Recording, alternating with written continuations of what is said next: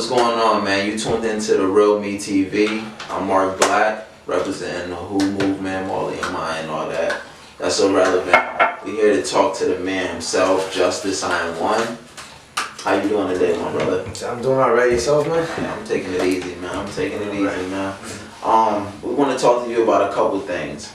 And this is called the Real Me TV, so of course we want to get deep into your life a little bit. You know, let them know more than just music. Alright. You know? The first thing I want to know is, you know, just tell the people a little bit about yourself. You know, maybe where you're from. You know, a little bit about your upbringing. You know, what got you into music, things like that. Alright. Well, raised in Springfield, Mass.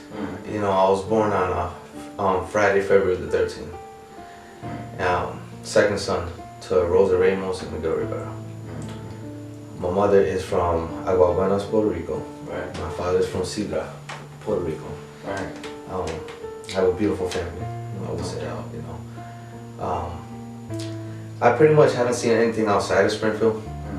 I would say everything I've learned, everything I've seen has been pretty much based here in Springfield. You know, I grew up by Girard Ave. I was there for about a good 5 years or so, 5 or 6 years. Off of Bay Street. Yes. So I lived up there for a couple of years. Then I moved out to Plainfield, to Orchard Street, when I was 10. I was there for a couple of years. Then we moved out to Washburn Street, right over. Right. I was there for a couple of years, you know. So a lot of things, you know, I picked up a lot of bad habits. Right. You know, how to take care. Yeah. But would you say that you are a part of the street life? I was a part of it. I didn't belong in it. Right. You know, it's not for everybody. My thing now, you know, I'm 35 years old, so my mentality now is it ain't for anybody. Right. It ain't for nobody. Straight up. Simple as that. Right, you know. there, man. So, you know, it definitely didn't work out well for me. You know, I picked up, you know, selling weed at 14 years old. Right. You know, I escalated to crack at 15. Right. You know, didn't take too long. By the time I was 21, I was selling coke. You know, it was easier. You know, there's a lot of people out there you would be surprised. Right. People you didn't even think. Right. You didn't even touch anything. You know, and you'd be surprised, man. Yeah. And that shit's hard, man, because you talking about you serving people that's in your own family, serving people who's in your best friends' families. Right. You know, it shit gets ugly, man. It gets ugly, your man. Girlfriend, you serve your girlfriend. Fuck around. You know what I'm saying? It gets just real ugly, man. You know, I've been fortunate enough to, you know, not literally dodge bullets, but you know, metaphorically speaking, you know, I've dodged a lot of bullets. You know what I mean? I'm lucky I didn't, you know, have to serve too much time. I've never done more than 3 days in jail. Thank God. Yeah, thank God. You know, I've really gotten real lucky. You know, my early 20s were tough. Right. They were tough. You know, I was lost from the minute I got jumped. I got jumped at 18 years old, and I mean, they beat the shit out of me. Right. You know, when I came out of the hospital a week later, you know, after having a punctured lung, a collapsed lung, broken ribs, punctured spleen. Damn. I came out kind of twisted in the head, you know. That shit don't do you no good. Right. Make you want to hurt somebody. Yeah, you know, you lose trust for everybody. In any situation, just I couldn't be around a lot of crowds, you know. I just always looking over my shoulder. Right. You know, thinking somebody's kind of creep up on me, you know, like the beef hasn't ended, you know. But I got deeper into the streets. Deeper into it. It was bad. After the jump, right? After the jump made you get Yeah. And I was selling a lot of gays. I was getting rid of a lot of coke, you know, and you know, curiosity hit me. Right. At one point. You know. You want to talk about that a little bit? Yeah. That was hard. That was hard because it took me. I started spiraling down. Yeah. It was probably one of the scariest times in my life, darkest. I was doing it every day. I had it. and I was selling it. Easy access. And selling it, so I always had it. You know, and I had a kid on the way. You know, thinking that was gonna, think that would change a motherfucker's mind. Right. Nah. No. It has to come from inside. You have to fight. Yeah. You have to fight, man, because that shit, you gotta beat her or you let her beat you, you know. It was beating me. It was beating me, man. I was losing the battle.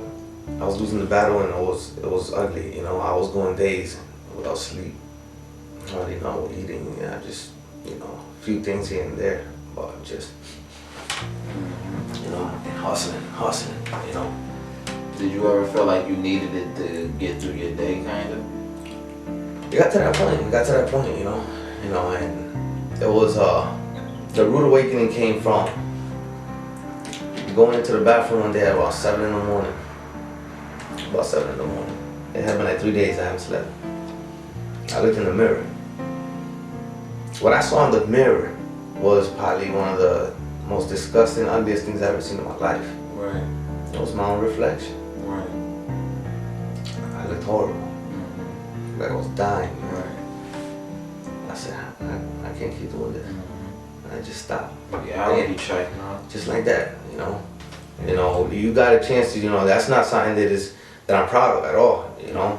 But I went through it, I learned from it, and I hope that, you know, others will learn from my mistakes. Yeah, just sharing that off the rip, like, you know, people that, you know, that has substance abuse, they should look at that, and that should keep them from going back to it. And then people that never tried it, that should keep them away from it. You know? Even wanting to try it. Yeah. I mean, and you know, they gotta salute you on the strength, because a lot of people won't get in front of a camera and even mention that or tell the truth about them even trying that, because a lot of people do worse.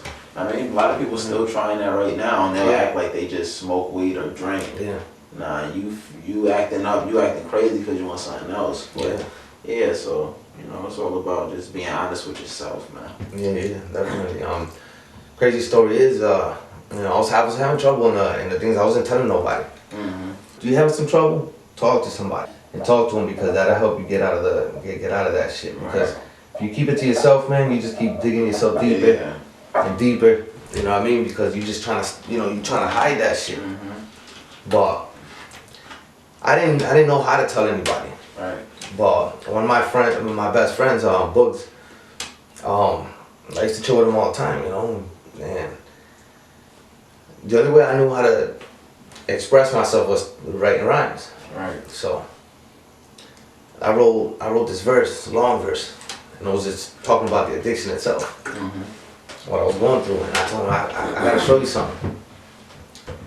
And I threw on a beat, and then I started spitting the verse to him. You know, eyes watered up, you know, and I kept going through the verse, and I finished it. And when I finished the verse, he was like real silent. He didn't say much, and he said, I'll be back. So he takes off to the store, and he comes back. He brings me notebooks and pens. Right. And he says, keep writing. This is your way out. Right. You know. I picked up the pen and the pad at 14 years old. I ain't never put it down. I'm 35 years old. I haven't put it down yet. 21 years, you know, and I love it. It has saved me in so many ways, you know. But you know, my 20s, I always continued to make music, no matter what kind of situation I was in. You know, my brother used to call me Rabbit when 8 Mile came out. So I used to go from house to house with a bag full of clothes. You know. Yeah, I didn't have my shit together, man. Struggling artist, man. I know about that. Yeah, man. You know, I put my music first all the time, so I always lacked everything else. And that notebook, though, that pen. Yeah, man. You know, real.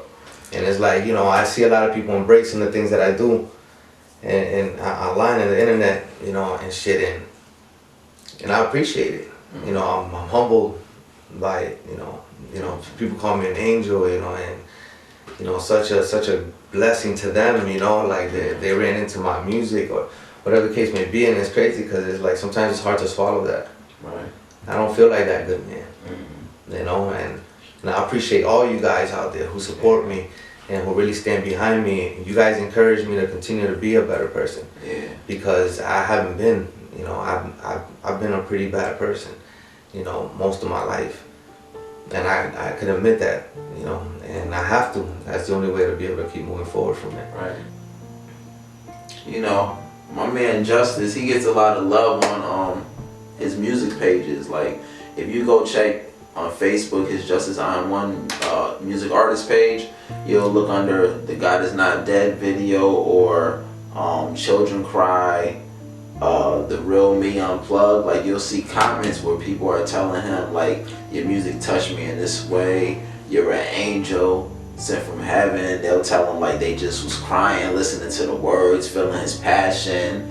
You know what I mean? It's just touching even for me as an artist to see that and see how you affect other people. And you know, that's what keeps us going as artists and pushes us to want to keep doing this, even not for the money, just, you know, because we're not making that much money right now off this, if any. So like, what keeps us going is just, you know, it's therapy to a point, right? Yeah, definitely. It's therapy, and then it's like, you know, when people appreciate you and like, yo, I love this song because it's so hot, you was spitting this, I like how you broke this down, whatever. It's just like, it's touching. So yeah, salute to you, man, for even making people cry. That's dope.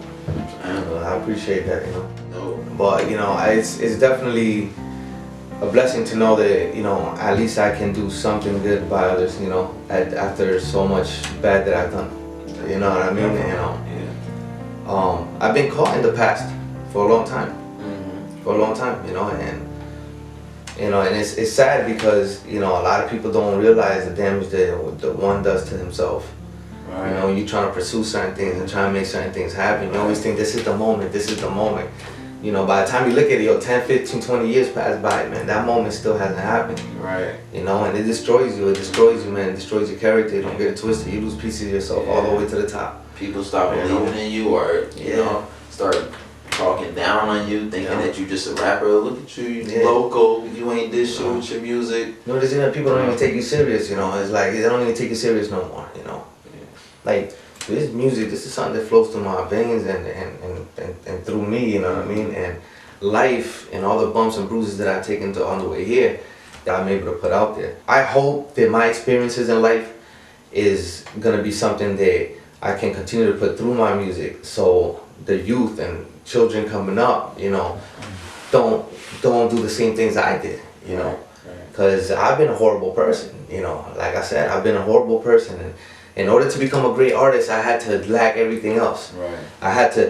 I've been a horrible father. I've been a horrible son. I've been a horrible man to any woman. Right. You know what I'm saying? I've been a horrible brother, you know.